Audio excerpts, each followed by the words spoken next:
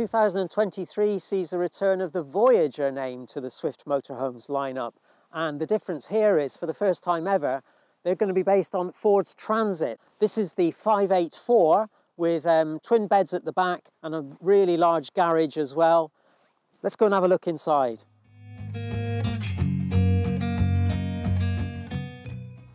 Swift have made an excellent job of blending the grey cab to the white bodywork here with some really nice use of graphics, quite striking in places as well. The bodywork itself is GRP skinned inside and outside, and the underside, very important there for protection from the road.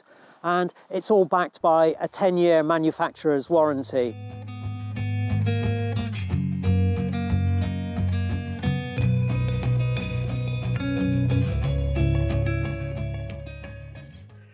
Ford's Transit is proving itself again and again as a great vehicle to drive as a motorhome base. I've just picked this one up from the Swift factory and driven up to the campsite here.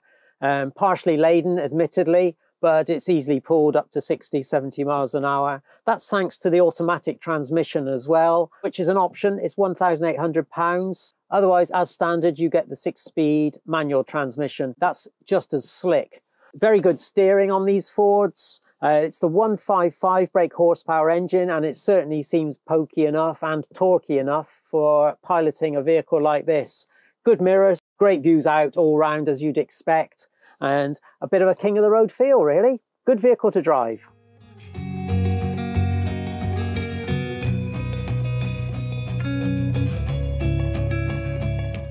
The good thing about a longer coach built like this is the extra lounge space that you get when you do park up on site. It's easy to swivel both these cab seats and then face these two inner facing settees. The one on the offside is that little bit longer than the one here on the near side. Good views out thanks to the two side windows here that are top hinged, they open.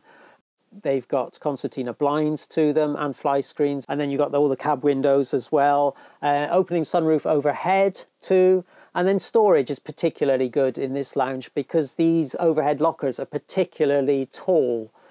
It's an interesting table as well. Swift have gone for a fixed pedestal leg, but the design is such you can just fold it over like this and push this out the way, and you've got easy access from the front of the van to right the way through to the back. Plus, you can adjust it for height, and that's done electrically via a switch by the kitchen. As well as having a good proper British lounge, if you like, lots of seating space, you've got the two travel seats in the back here, and they're both forward facing. They fold up from inside the settees, and they transform the vehicle from a comfy 2-berth into a comfy 4-berth for travelling.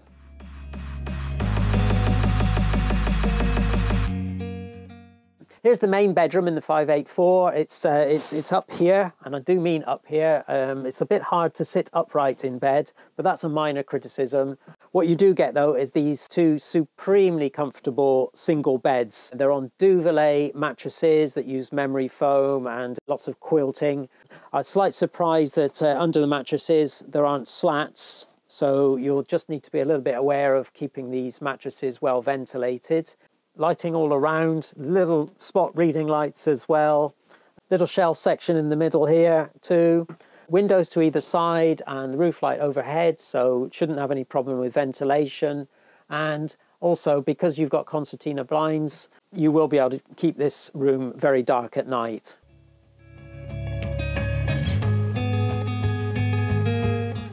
It's actually quite a small kitchen considering the overall size of the Voyager 584, but it's very well spec'd and it's got lots of good storage. First of all, you've got Thetford's Triplex Plus cooker, and that's a real space saver because that's got 3 gas rings and an electric hot plate, as well as a combined oven and grill.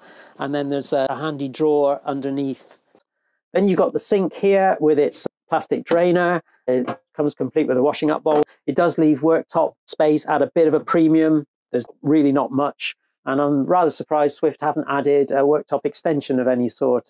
This space here is where a microwave would be if you specify it. And then these lockers have plate racks, cup racks, and then these two are just open.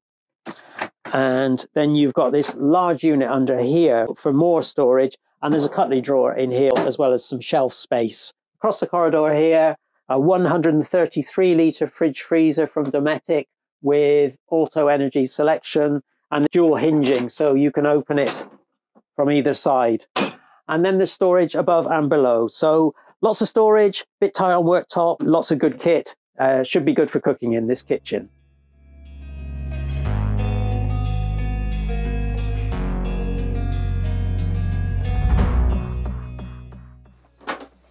So there's solid door access to the washroom facilities from the lounge area.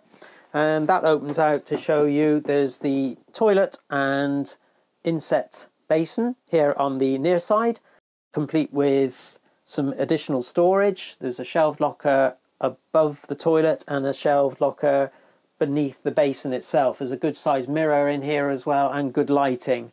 There's also a towel holder.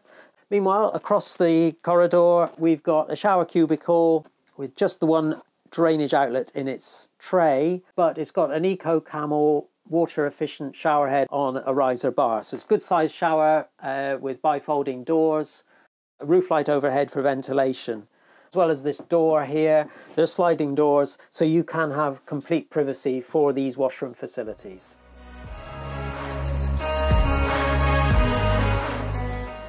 Plenty of details to talk about. First of all, full marks to Swift for having some of the easiest to use locker door catches. There's the usual carbon monoxide alarm, smoke alarm.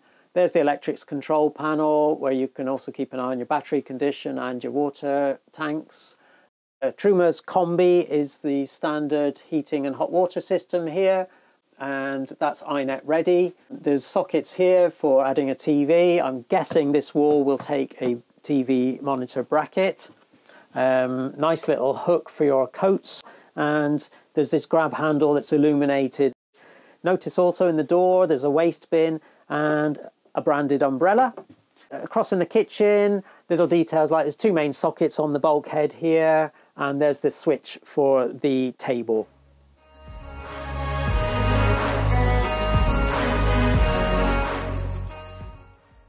So that's the Voyager 584, new from Swift for 2023 season. It's forward based for the first time. It's an impressive looking vehicle. It's impressive inside as well, generously specified, very well priced. I think they're onto a winner.